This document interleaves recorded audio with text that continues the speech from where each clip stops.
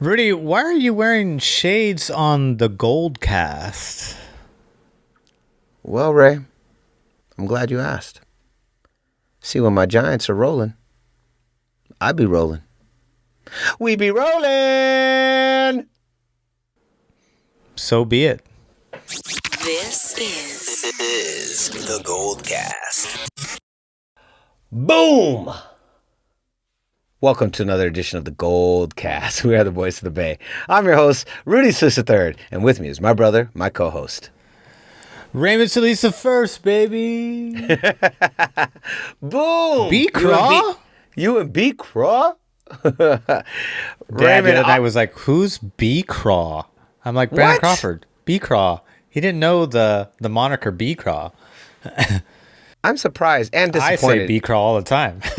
Yeah, I'm disappointed in our unofficial fourth member of the GoldCast, Rudy Solis Jr., our father and diehard sports Bay Area fan. Raymond, when you see these backgrounds behind us, Giants players, although who that person on the right is, we're going to talk about in a second behind Raymond. But when you see these guys, you know it's time for the Giants, baby.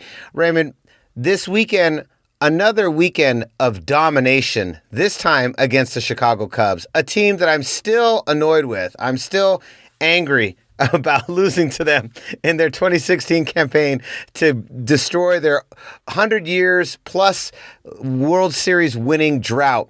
I'm probably the only guy in America that's that petty. That was like, I literally... They didn't win it all that year. Wasn't it the next year that they won? No, that was the year. 2015 was the year they came close. And then 2016 was the year they won. They beat us in round one. And when they asked the Cubs afterwards what was the toughest series, they go, it had to have been Cleveland, the Game 7 series in the World Series, right? And they go, no, Game 4 in San Francisco. They said, we knew if we lost, we were going to have to go back to Chicago for Game 5, and we didn't want to have to face Bumgarner. And we felt if we had to face Bumgarner, the series was actually, I'm paraphrasing, but it was to the Giants' advantage. We knew once we beat the team who'd been so successful, had won 3 World Series last 5 years, once we got past them, we felt like we could do anything. But that was the toughest series, was the Giants. I'm still mad about it. People have said that it's kind of petty, and I've often told people, listen, your city's inability to win championships is not my city's problem. Our goal is to win championships for San Francisco, not for Chicago. I don't care, but it was a great series. Fact check us on that. Fact check us. Yeah. So let's go back to this. So which year? Wait, one more question. Sure. Sorry. Sure. Which year was the Back to the Future year? Was 2015. Which was the year that they... Oh, okay. So they went and they lost. Okay. Yeah, they got at least really they close. didn't fulfill the Back to the Future 2 prophecy, because then that's horrible. That's a horrible relationship that I don't want to exist. Well, no. See, had they fulfilled the Back to the Future prophecy, they would have won 1 year earlier, and then we probably wouldn't have had to deal with them in 2016. See? That makes sense? Yeah, because 2015 was the year they lost in I think it might have been in the NL Championships, I think. I don't remember. I'm not a Chicago fan. You're someone else They out didn't there. even get there. Yes, yeah, they didn't get to the World Series. All right, Raymond, so we faced the Cubs, 4-game stint that began on last Thursday, June 3rd. Giants take the Cubs 7-2. Friday, June 4th, Giants take them again 8-5. And then the big one, Giants take the Cubs 4-3. But the real news of that game was Kevin Gausman, our ace, 10 strikeouts. 10 strikeouts. That's Matt Cain territory. That's Tim Lincecum territory. That's Madison Bumgarner territory. All 3 architects from each World Series from the dynasty. Lincecum taking us in 2010, Matt Cain taking us in 2012, Bumgarner taking us on his back in 2014.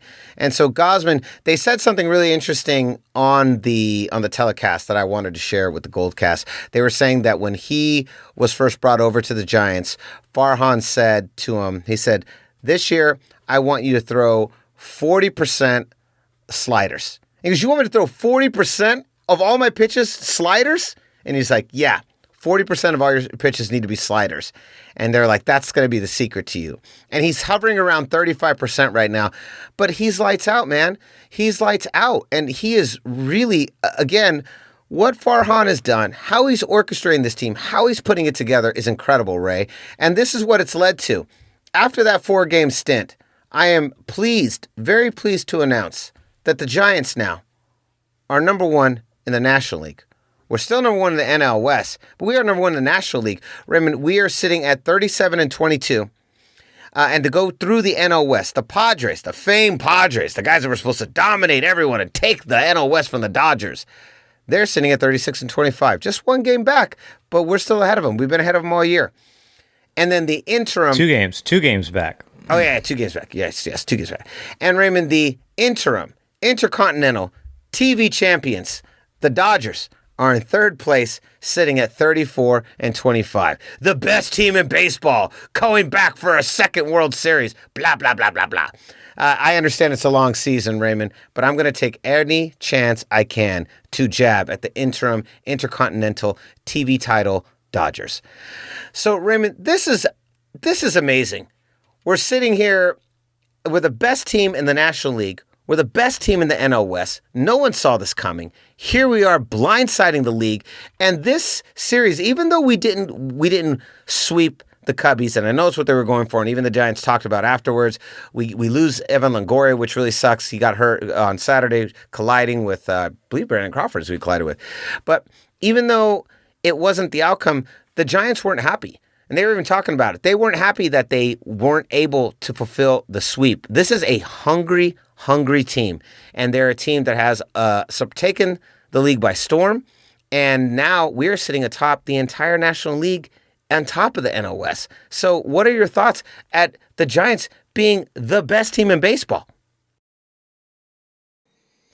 Well, aside from their only weak point, which I think is the bullpen, they've still managed to, as you put it, be the best team in the NL West. And also, it's pretty much a 3-way tie for the best team in the majors between Tampa Bay and Boston, both of which are in the same division.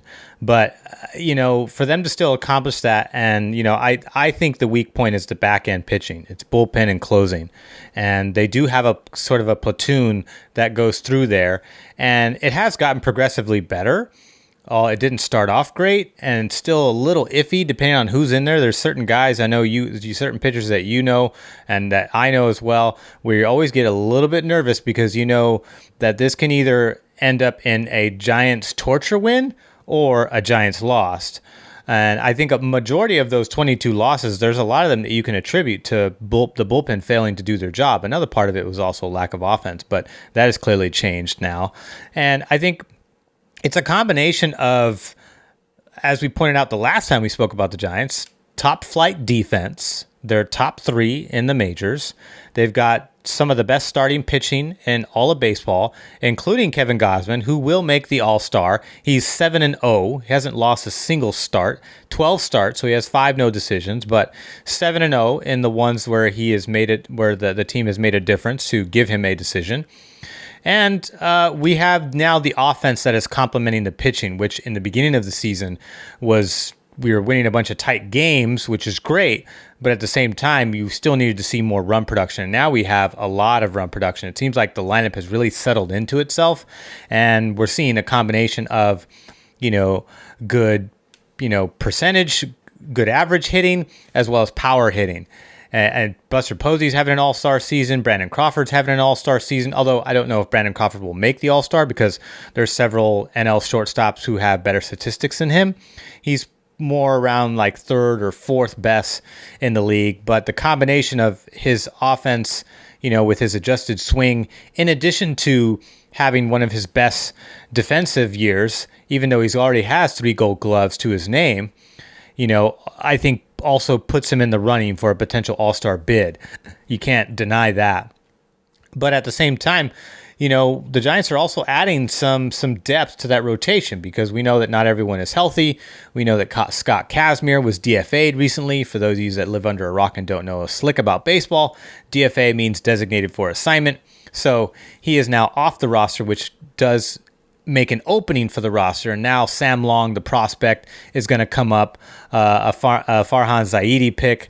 So this guy will come up and, he will add a southpaw arm to a rotation that is mostly right-handers with the exception of Alex Wood. And he's going to start on Wednesday, which will push Stefan Scalfani.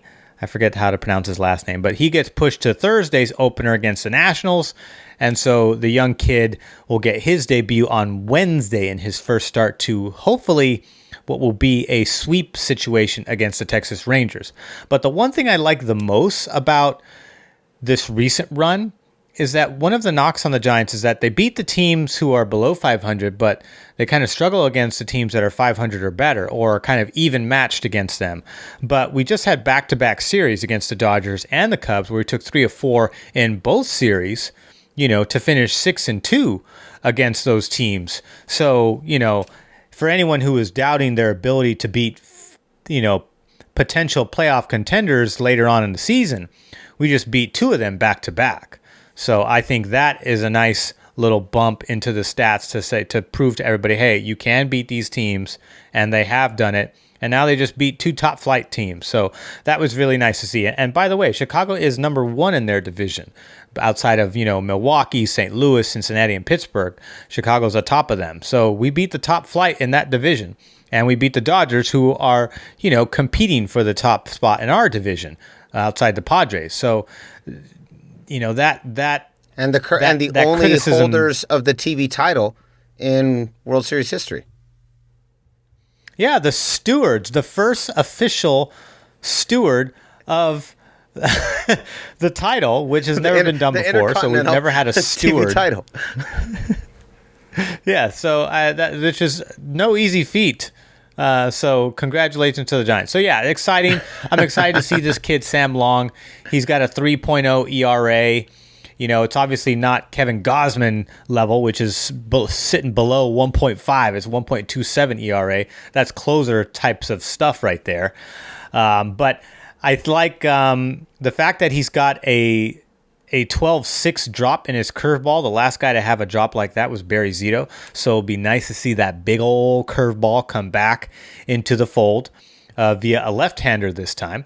So that'll be exciting, and I'm curious to see that because it's always nice to see those so big, nice pitches with crazy big movement like that. It's always super fun to see. Not a lot of guys can have big curve balls like that. It's either breaking balls, 4-seam, 3-seam, 2-seamers, off-speed movements, things like that. You don't see circle changes and screwballs, let alone a big giant curveball that Sam Long has. So that'll be fun to watch on Wednesday against the Texas Rangers lineup. So exciting stuff for the Giants, who are coming into the All-Star break with a stellar rhythm so far in the first half of the season. 100% agree. An excellent rhythm. Really on point. And to talk about the Sam Long guy, so for our folks who aren't watching a lot of baseball, what I would say is watch the Tuesday opener against the Rangers, and then everyone tune in Wednesday. Let's see what the kid's got. Let's see what the new kid on the block's got. Farhan has already proven that he is more than capable of picking the right talent. My barber, Raymond, I will not say his name due to confidentiality agreements that I signed. I cannot say who his name is, but I have the same barber as Jack Nicholson here in LA. Name drop, humble brag. And my barber said something very interesting to me. He's a diehard Dodgers fan. We get to argue every time he cuts my hair. I always risk him literally shaving me bald just to make me angry. He said this. He goes, your team's going to be good in about 2 to 3 years. This is when we first got far on. He goes, and he's going to put a bunch on your team. Everyone on your team is going to be a bunch of guys that you've never heard of. And that is really coming to fruition, isn't it? It's a bunch of guys we've never heard of from all over the place. Farhan's ability to orchestrate at this level. There's someone else he reminds me of, a gentleman by the name of John Lynch reminds me of, another guy who's able to just find players from across the league with the help of Adam Peters and their entire staff. And Farhan too, he's got a deep staff. But the way he's putting this team together is so exciting. And I would say for everyone wanting to hop on, this is a great time. Watch Tuesday's opener And then let's watch the rookie kid on Wednesday. Let's see if Farhan's genius can continue and this kid delivers us a win. It's going to be really fun to watch. I'm very excited, and I think Sam Long might be another just cog in this well-oiled machine. All right, Raymond, let's move on.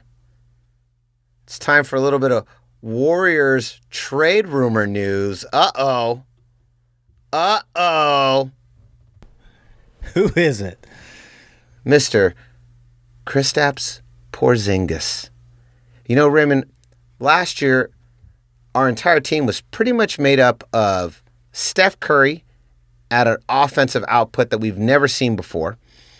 Wiggins, throughout the season, started getting hotter and hotter and became like basically the closest thing we had to a second man out there offensively. And then Draymond anchoring the defense. And now there are the big rumors that Kristaps Porzingis is very frustrated. He thought he was going to be the man over in Dallas, but clearly that role has gone to Luka Doncic. Completely deservedly, Luka Doncic is a monster. And so now they're saying he is possibly will be looking for trade destinations. And one of the places we keep hearing is Golden State. Golden State needs another offensive weapon heading into the new season. Also, if we're going to compete against the likes of a team like the Lakers, we need to have the ability to go big, and he offers that. He's one of the tallest men in the league, standing at around 7'2". Offensive fire put, can play center, can play power forward, and might be the needed cog, as we don't really know the full status of what Klay is going to give us for the entire season. We don't really know. You know, you saw KD this year. KD was in and out of the lineup a lot as he, struggled to get back to a healthy level. Klay has had a torn ACL and an Achilles on both of his legs now, one on one leg, one on the other. And so it's hard to predict what we're going to get and how much we're going to get out of Klay. So let me ask you, what are your thoughts when you hear about the possibility of a Kristaps Porzingis being traded to the Golden State Warriors? Well, part of the problem with him on Dallas is that how do you pronounce Luka's Luka last Doncic. name? Luka Doncic. He's a traditional ISO player. He does not, even though his job is to also distribute in addition to score, he's much more comfortable scoring than dishing out. And that will obviously be part of his evolution and growth as a player. But that does not necessarily help a player like Porzingis, who needs the ball in order to be effective and whose defensive output declined while he was with Dallas. And that was one of his strengths. So him coming over to a team like Golden State that thrives on shooting, thrives on defense, which are two things he's pretty good at, and ball distribution, so he's always going to be incorporated into the flow of the offense when he's on the court. I think it's a match made in heaven. The question is, do we have the assets, to make that move? Because Dallas was also rumored to be looking to trade Porzingis back in February, before the trade deadline. It didn't end up happening. I think they probably would have wanted too much. I think the price of him is not, I think the price of him is a little bit more manageable in this offseason. I could be wrong. Feel free to challenge me on that. But I don't think that Porzingis would cost as much in this offseason as he would in a season trade. But I also think at the time he was coming off his injury. He missed 12 games at the start of the season. He was kind of up and off and on the court this year and just wasn't really his usual stuff. Certainly wasn't the Knicks version of Porzingis that Dallas was hoping to get. Now, whether Dallas parts with him or not, it's unknown. It's also been rumored that the Warriors are going to pursue him in the offseason. So there's twofold going on there. There's the rumors that the Warriors are going to pursue him, and also the possibility of Dallas dealing him to the Warriors. And it was reported that Dallas was in contact with Golden State back when they were trying to move him in February. So there's obviously some attempted rapport there. So whether that gets revisited in the offseason, they're able to come to a consensus. But I just don't think a player like Porzingis is going to come at a cheap price. The Dallas is going to want one or more of our role players. I don't know if it's not something that can just amount to picks, although I wouldn't be surprised if that was included in the package. But we're going to have to give up some role players in addition, to get Porzingis over to us. But if we do have him, the inclusion of him to go along with Clay and Curry and Draymond, and I guess the fifth would be Looney, because he would, if he's in a power forward role, then Looney would remain at center. But you can obviously mix match. There's a lot of adjustments. You can do different things with him. Steve Kerr would have a field day with him in the lineup, because it would give so much more balance and spread out the offensive output and not put so much pressure on Curry. It would just make teams think twice. And, it's hard to guard a 7'2". I'm pretty sure he's pushing 7'3" guy that can shoot and dish. So that would be exciting. Whether it happens or not, of course, it remains to be seen. But the prospect of that would make them a legitimate threat for the title next season. I agree. I have to admit, I salivate at the idea of a Kristaps Porzingis being on the team, able to go big, able to compete with the likes of the Lakers, AD, and Braun. I really do. I like this idea. And of course, we just need another offensive output. And I don't believe Clay alone is going to be it. I know Draymond was on NBA TNT on NBA, or NBA on TNT like a week ago, and he was like, I think with Clay coming back, we're going to go all the way back to the title. And I love that confidence. You're supposed to have that confidence. You should have that confidence in Clay. But it's not Clay's heart I'm worried about. It's Clay's legs. And we need a third guy. We need a third guy that is at the level. We know, I don't know if we can get a superstar, but we need a star. And right. Porzingis is a star. He can't shoot like Clay, but he can shoot, and he can dunk, and he can defend when he's on. And those are the three things you've got to do. I mean, to have somebody who can play inside as well as he can, and he can also shoot from range, that's great, because Clay is going to be in and out of the lineup. The Achilles, the same injury that I'm still rehabbing from, in addition to the ACL, one of Clay's strengths was his ability to move off ball and put himself in position to take shots. I don't know how well his lateral movement is going to be. He might have just regular, linear movement, but we're talking about lateral movement, which was also something that he used to help him defend players, because he was one of the better two-way players in the association. So how is his lateral movement not only going to affect his ability to move off ball to get in position to shoot, and how is it going to help him stick with defenders when he's tasked with defending? So a bunch of questions, but obviously if a Porzingis is in there, that would just make life easier for him, and you can manage his minutes a lot easier knowing that you have a player like Porzingis in there that can be rotate in addition to the growth of Wiseman. And if they keep Oubre obviously is a great pesky two-way player, and Toscano Anderson has potential to grow into something bigger and be a bigger role player. So the potential's there for those guys, but I don't know if all those guys are there if a Porzingis is in the lineup, because some of those guys are going to be gone, no doubt. Yes, absolutely. Of course, some of those guys are be gone, no doubt. And I think depending on what Porzingis brings to the table, and if he can rise to the occasion the way we believe, then I think this will be a great pick. All right, gang. What say you, GoldCast Nation? Should the Warriors trade for Porzingis? Let us know in the comments. Go to youtube.com/thegoldcast and let us know what you think. And don't forget to like, comment, and subscribe. And so concludes another edition of the GoldCast. We are the voice of the Bay. I'm your host, Rudy Solis III, and with me is my brother, my co-host, Raymond Solis the first. The first, Raymond, baby. Raymond almost became the third. I'm Rudy Solis the first, and all the numbers have switched. Boom! We'll see you next time. Same GoldCast time, same GoldCast channel.